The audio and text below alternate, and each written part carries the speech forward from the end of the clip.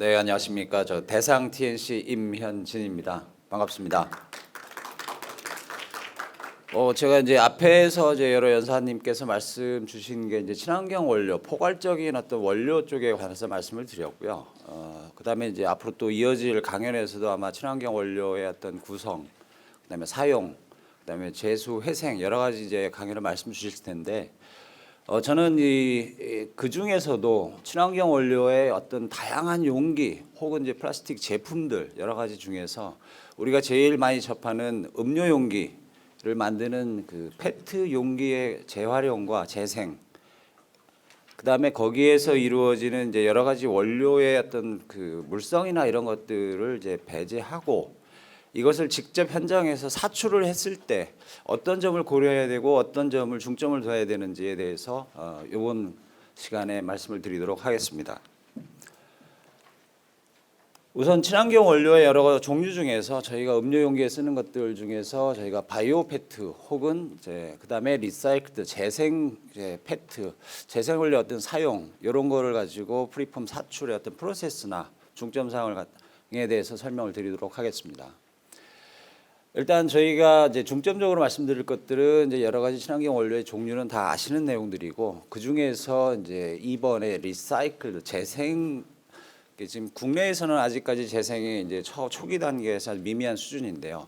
이제 유럽에서는 이미 이제 25%, 30%, 50%, 100%까지 이제 재활용을 이제 하고 있는 수준에서 그 중에서 이제 사출을 했을 때 어떤 문제점이 있었었고 이런 것들을 이제 선제적인 어떤 경험을 국내에서도 좀 접목을 하고 정보를 공유하는 입장에서 발표를 드리도록 하겠습니다. 일단 우선 간략하게 재생 원료를 이제 처음에 회수를 했을 때 회수를 해서 전체적으로 재생을 해서 플레이크 상태로 만들 때까지의 이제 공정입니다. 요거는 자세히 설명드리지 않고 넘어가도록 하겠습니다. 이 공정상에서 이제 회수가 됐을 때 여러 가지 그 주변 환경 여건이나 이런 그 회수상의 그 여러 가지 그 환경 업체들이 열악한 상황입니다. 아직까지는 열악한 상황이어서 이거를 좀 깨끗하게 수거하는 게 이제 최대한 관건인데 이제 그럼에도 불구하고 여러 가지 이물이 포함된 것들이 있어서 원료의 불순물, 특히 이제 VOC 같은 것들이 잔류돼 있어서 요거를 제거하고 사출을 해서 그다음에 국내 음료, 특히 이제 FDA나 이제 식약청의 승인을 받은 원료를 사용할 수 있어야 이제 하는 전제 조건이 있습니다. 이런 이제 재생을 거쳐서 크게 이제 플레이크 상태와 펠렛 상태로 이제 나누어지게 되는데 국내에는 아직 플레이크 상태는 이제 일부 사용하고 있는 걸로 알고 있고요. 그다음에 이제 펠렛 상태도 이제 초기 상태로 지금 테스트를 하면서 이제 제품을 출시하고 이제 그다음에 어떤 그 경향들이 어떻게 이루어지는지, 그다음에 이제 원료 수급 문제가 어떻게 되는지를 같이 보고 있습니다. 이제 원료가 어느 정도 해서 이제 국내는 아직 식약청에서 정확하게 확답을 하거나 국내에서 사용하는 거에 대해서 이제 초기 단계로 이제 검토 단계에 있고요. 그다음에 일부 승인이 나서 이제 제철적으로 사용을 하고 있는데 가장 첫 번째 문제는 원료 수급 문제입니다. 원료 수급 문제에서 국내에서도 이제 올해부터 이제 재생 원료 이제 모사에서 이제 재생 플란트를 준공을 해서 이제 원료를 사용하게 되는데 현재까지는 재생 원료의 수요가 일반적으로 많이 높기 때문에 그 신재 버진 원료보다 가격이 높은 상태로 형성이 되어 있습니다.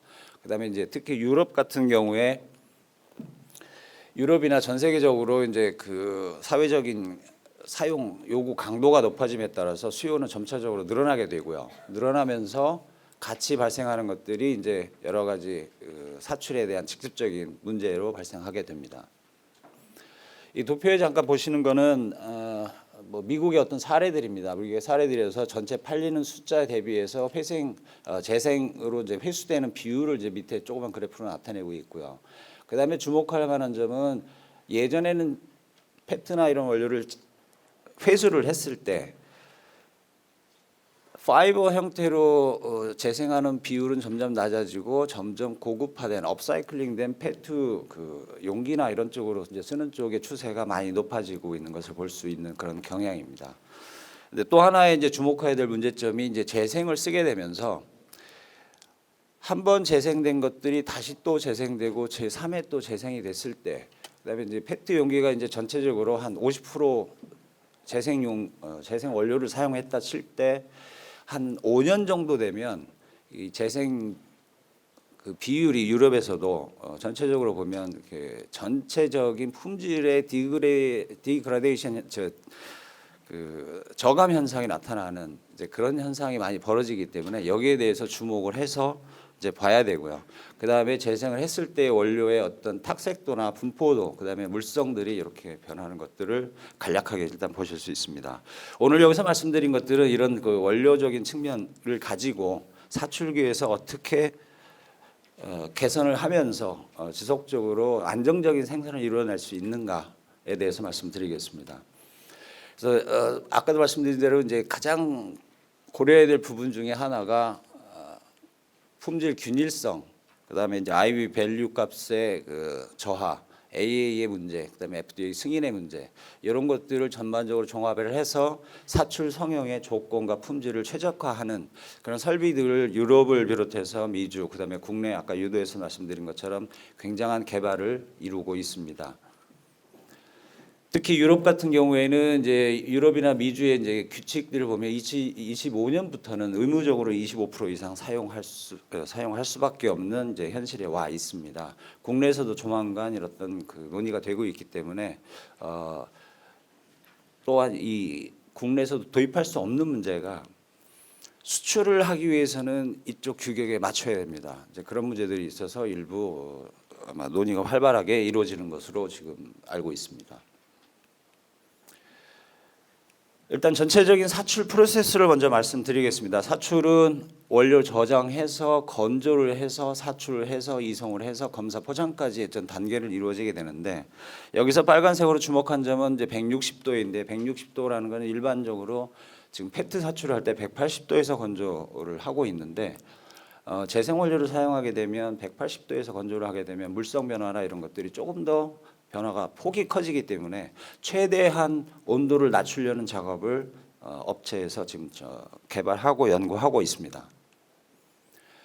그래서 이 원료 건조 장치를 보면 원료 건조 장치에서도 어떤 건조 시간이나 건조 온도가 가장 중요하고, 이 중에서 이제 초기 단계, 국내에서는 아직 검토되고 있지 않습니다만은 초기 단계에서는 아까 말씀드린 그 재생 원료를 10% 20%를 이미 생산된 것을 받아서 쓸 때는 크게 아직까지 초기에는 문제가 없습니다만, 향후에 2025년, 2030년이 됐을 때 장기적으로 이제 준비해야 될 과제나 어떤 그 중점 사항으로 이런 것들을 미리 선제적으로 알고 대응하시면 이제 이중 설비 투자나 이런 것들이 이제 최소화할 수 있는 그런 방안이 되겠습니다.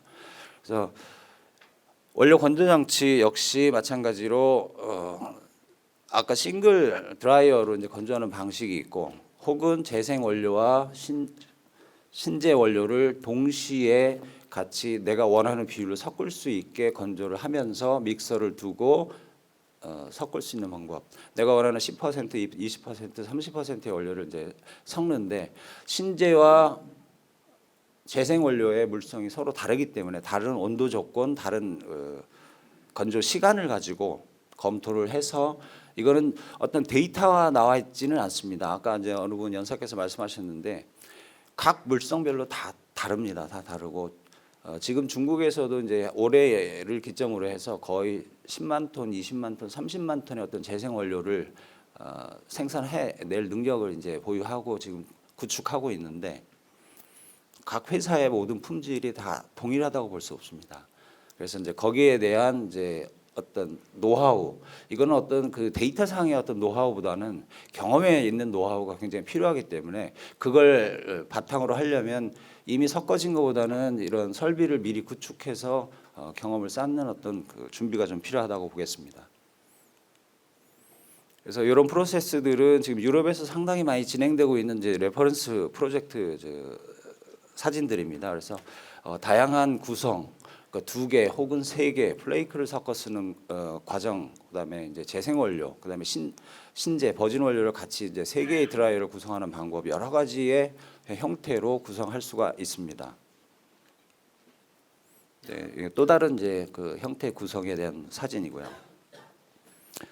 그다음에 이제 플레이크를 사용했을 때 어떤 문제는 펠렛화되어 있을 때는 기존 신재와 섞는데 아주 큰 무리는 없는 것으로 현재까지 보여지는데, 이제 플레이크를 섞었을 때 플레이크는 또 다른 공정과 그 결정화 과정을 또 거쳐야 되기 때문에 이거는 별도의 어떤 설비나 건조 장치가 필요하게 됩니다.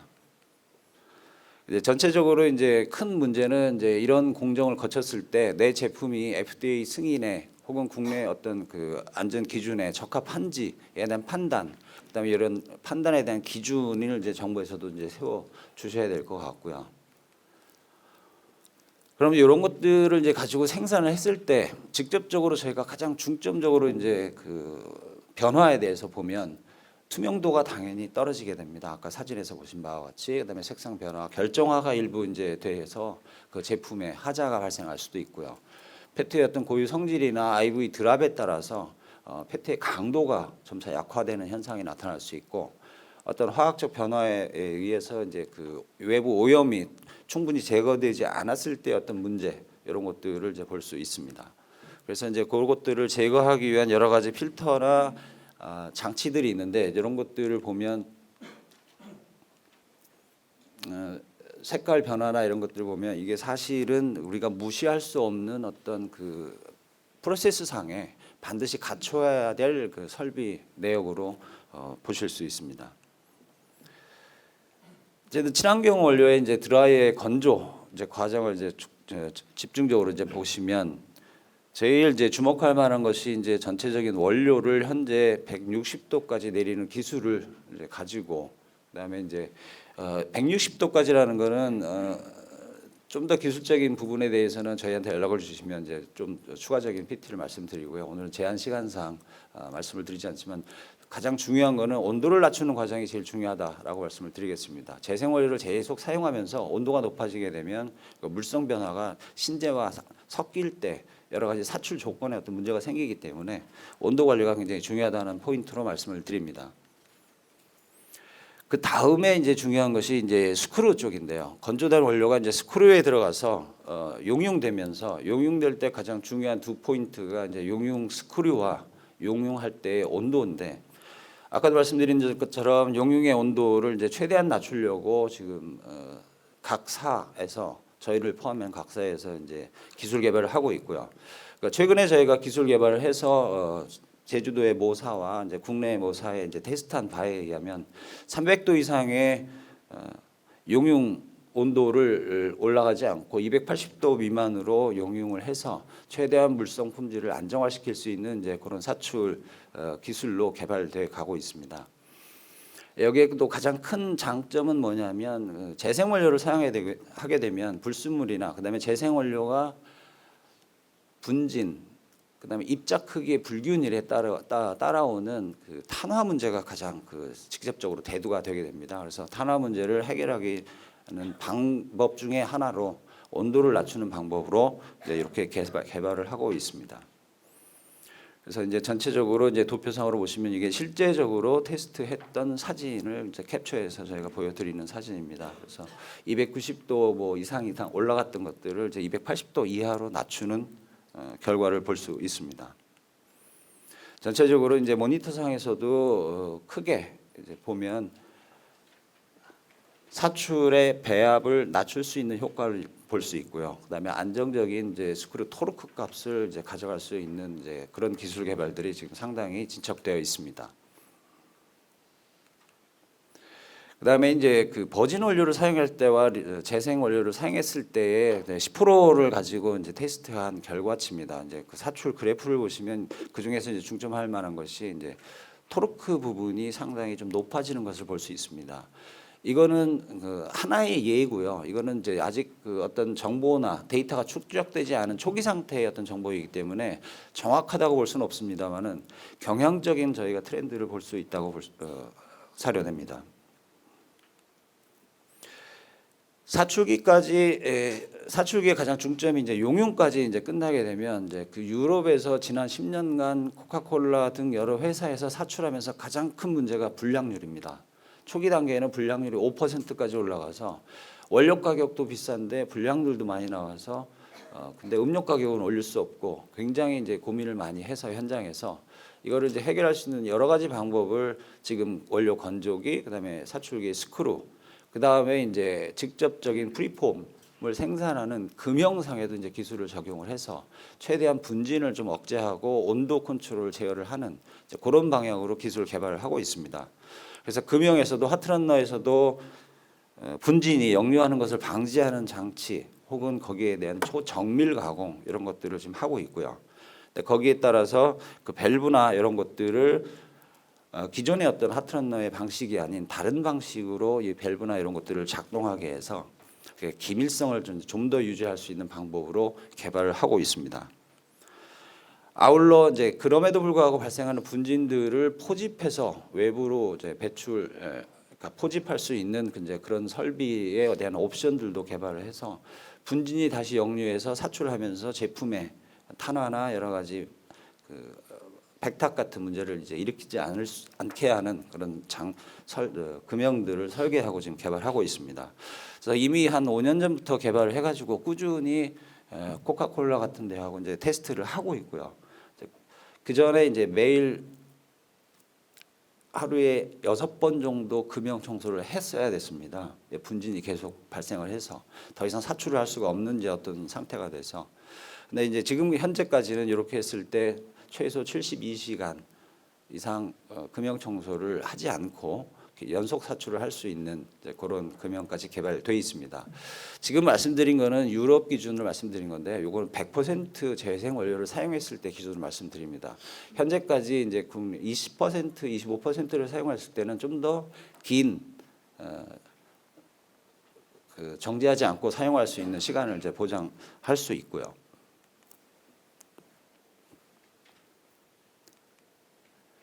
이제 아울러서 하트런너와 마찬가지로 저희가 이제 콜드 하프라고 하는 이제 콜드 파트 성형부의 이제 금형입니다. 성형부 금형에서 재생 원료를 100%를 사용하게 되면 지금 국내에서 100% 뭐 50% 사용하지 않는다라고 이제 하시지만 미리 이제 어떤 문제점이 이제 발생할 것이다 향후 5년 10년 내에다 하신다면 이제 이것들도 이제 전체적으로 고려할 대상 중에 이제 마지막 부분인데요.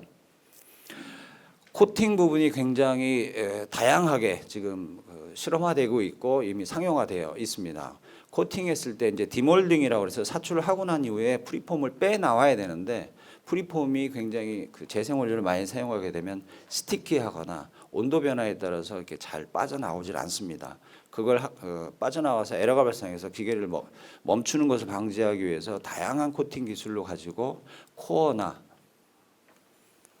네크링 쪽에 다양한 코팅 기술을 해서 여러 가지 해서 지금 각사별로 다른 기술들을 개발해서 지금 접목해서 지금 상용화하고 있습니다. 그래서 이제 코어 같은 이제 코팅 기술의 기존 코팅 기술과 이제 개선된 코팅으로 해서 표면 조도를 좀 더 높이고 그다음에 이제 조도를 높이면 반대적으로 이제 발생할 수 있는 이제 백큐밍 이펙트가 있는데 백큐밍 이펙트를 또 최소화하는 코팅으로 지금 개발들을 많이 하고 있습니다.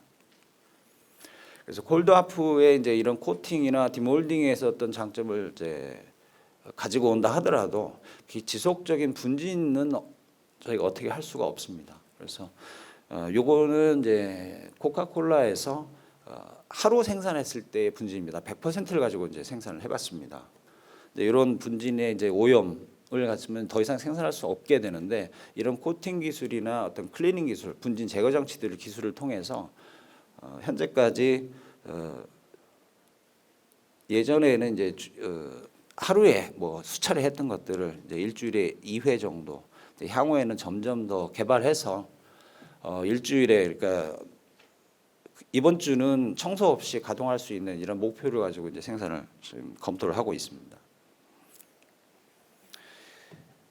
전반적으로 이제 프리폼을 이제 국내는 물론이고 이제 재생 원료를 이제 사용 빈도가 이제 점점 높아지고 요구가 이제 많아지고 이제 일부 회사에서 이미 테스트를 했고 법제화가 이제 되고 어떤 강력한 이제 사회적인 요구가 오게 된다 그러면 유럽과 마찬가지로 이제 최소 25년 정도의 25%의 사용 수준까지는 도달할 것으로 보이는데 이때 사출에서 가장 중점적으로 이제 현장에서 검토해야 되거나 이제 고려해야 될 사항들은 현재까지 말씀드린 전체적인 원료 건조의 문제, 그다음에 이제 사출기의 용융 과정에서의 어떤 그 문제, 그다음에 금형에서 하트러너에서의 그 온도 컨트롤과 분진의 문제, 그다음에 콜드하프에서의 분진 제거와 생산성을 높이기 위한 청소 문제, 이런 것들을 종합적으로 봐야 되고, 또 하나의 이제 가장 그 이슈가 될 만한 것들이 이제 최종 제품이 나왔을 때 예상되는 어떤 불량 유형들입니다. 불량 유형들은 기존에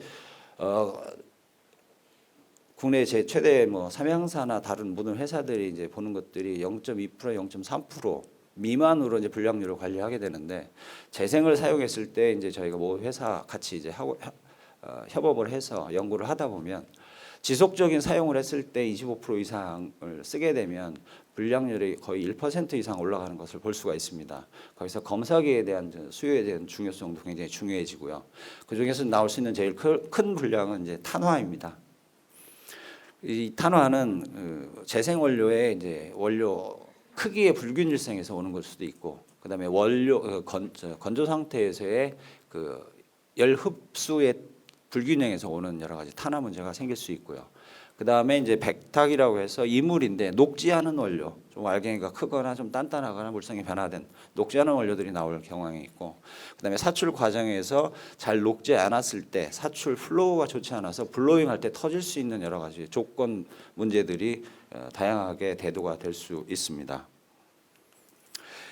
전체적으로 재생 원료에 대한 수요, 재생 원료의 종류, 프로세스 여러 가지들을 이제 말씀을 이제 많이 주셨는데, 가장 직접적으로 이제 용기를 생산하는데 다양한 용기들 중에서 컵이나 아니면 다른 음료, 식품 용기나 이런 것들 중에서 저희가 국내에서 제일 많이 매일 여러분들이 접하시는 이제 음료 용기, 생수나 아니면 탄산 제품들의 음료 용기에 대해서 점차적인 수요가 해외를 비롯해서 높아지고 있고요.